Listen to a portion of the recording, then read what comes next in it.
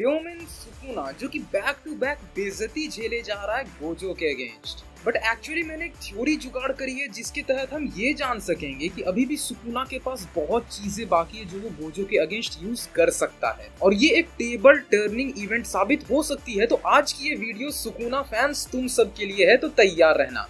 मेरा नाम है प्रशांत एंड लेट्स हाजिमे माशो। तो इस थ्योरी को हम शुरू करेंगे सुकुना के नाम से।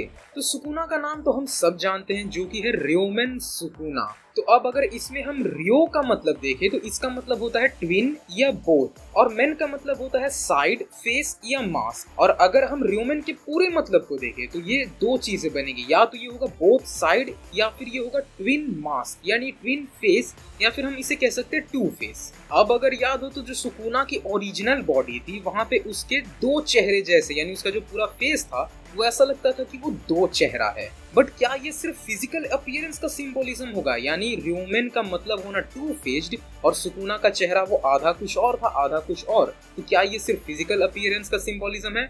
ऐसा नहीं होना चाहिए। तो थ्योरी हमारी एक्चुअली यही है। अगर हम सुकुना के पूरे कैरेक्टर को अगर एक सिंगल फ्रेम ऑफ रेफरेंस में हम रख के देखें तो हम ये फाइंड आउट करेंगे कि सुकुना एक्चुअली दो तरह की इनेट टेक्निक्स रखता है। हाँ जी, दो तरह की। अगर हम दूसरी वाली को भी एक इनेट टेक्निक माने तो सुकुना की जो पहली इनेट टेक्निक है वो उसकी बेसिक इनेट टेक्निक है यानी डिसमेंटल या क्लीव की। बट शिबुया इंसिडेंट आर्क में उसने कुछ ऐसा किया था जैसे कि वो लगा था कि कोई दूसरा इनेट टेक्निक हो, और वो था फूगा यानी कि ओपन। अब अगर हम फूगा को भी एक इनेट टेक्निक माने तो ये एक्चुअली में दो इनेट टेक्निक बन जाएगी सुकुना के पास। बट ये फूगा या ओपन है क्या, ये अभी तक खुद में एक मिस्ट्री है, यानी कि सुकुना ने ऐसा कैसे किया था। तो अगर हम इन दोनों चीजों को लेके देखें तो अभी तक हमारे थ्योरी में एक चीज पॉइंट आउट हो रहा है कि सुकुना के पास मोस्ट प्रोबेबली दो इनेट टेक्निक्स हैं। बट सुकुना के ये बोथ साइड्स क्या है, यानी उसका जो ये नाम का सिंबोलिज्म है र्योमेन, तो क्या हो सकता है सुकुना का ये बोथ साइड यानी टू साइड्स। तो इसका हम एक कंक्लूजन निकाल सकते हैं कि हो सकता है कि सुकुना एक नहीं बल्कि दो एंटिटी है, यानी कि एक ही बॉडी के अंदर वो दो अलग अलग कॉन्शियसनेस हो सकते हैं। हो सकता है कि जो एक कॉन्शियसनेस है उसका जो इनेट टेक्निक्स है वो डिसमेंटर और क्लीव हो, और जो दूसरी कॉन्शियसनेस है उसकी इनेट टेक्निक हो फूगा यानी कि ओपन। अब ऐसा होने की पॉसिबिलिटीज हैं क्योंकि देखो अभी तक वो यूज कर रहा है डिसमेंटल और क्लीव, और हम ये जानते हैं कि अगर आपके पास एक इनेट टेक्निक है तो उसका डोमेन एक्सपेंशन भी आपके पास होगा, क्योंकि डोमेन एक्सपेंशन कुछ और नहीं होता, वो आपके इनेट टेक्निक का बस एक पावरफुल एक्सटेंशन होता है। तो डिसमेंटल या क्लीव का जो डोमेन एक्सपेंशन है वो है हमारा मेलोवेलेंटाइन। तो अगर हम ये माने कि सुकुना के दो साइड्स हैं, उसकी एक और पर्सनैलिटी है, एक और कॉन्शियसनेस है जिसका इनेट टेक्निक है ओपन, तो ऐसा पॉसिबल है कि ओपन का भी एक डोमेन एक्सपेंशन होगा। अब आप लोग सोचोगे कि मैं इस थ्योरी में अचानक से कैसे कूदा। मैंने एक्चुअली एक चीज नोटिस की कि इस पूरे स्ट्रॉन्गेस्ट वाले फाइट में यानी गोजो और सुकुना वाले फाइट में सुकुना ने अभी तक ओपन को इस्तेमाल नहीं किया है, जो कि एक इंटरेस्टिंग बात है। सुकुना एक्चुअली बहुत ज्यादा खुद को रेजिस्ट करता है। ऐसा लगेगा आपको कि वो फिर जब उसके पास एक ऐसा भी टेक्निक है वो उसे ज्यादा यूज क्यों नहीं करता। तो इसका मैंने दो कंक्लूजन निकाला है। पहला कंक्लूजन ये है कि ऐसा हो सकता है कि ओपन को उसके फुल पोटेंशियल पे यूज करने के लिए सुकुना को अपने दूसरे कॉन्शियसनेस को जगाना पड़ेगा, और ये दूसरी कॉन्शियसनेस कंप्लीटली शायद से तब जाग सकती है जब सुकुना कंप्लीट हो। यानी आप कह सकते हो कि सुकुना इस बैटल में यानी गोजो के अगेंस्ट लड़ रहा है बस एक ही मोटिव लेके, और वो मोटिव ये है कि उसे किसी भी तरह अपने 20th फिंगर को पाना है, खुद को कंप्लीट करना है और अपने उस दूसरे कॉन्शियसनेस को जगाना है, क्योंकि मोस्ट प्रोबेबली सुकुना का जो वो दूसरा साइड होगा वो इस वाले साइड से और एक ज्यादा पावरफुल वर्जन होगा।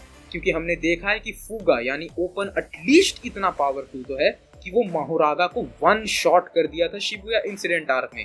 तो ये कहीं ना कहीं दिखाती है कि सुकुना अपने आप को कंप्लीट करना चाहता है, जो कि हमने शुरू से भी देखा है। तो वो कंप्लीटनेस का कुछ तो आउटकम होना चाहिए, और हम जान रहे हैं कि उसका नाम का मतलब ही होता है ट्विन फेसेस यानी टू फेसेस।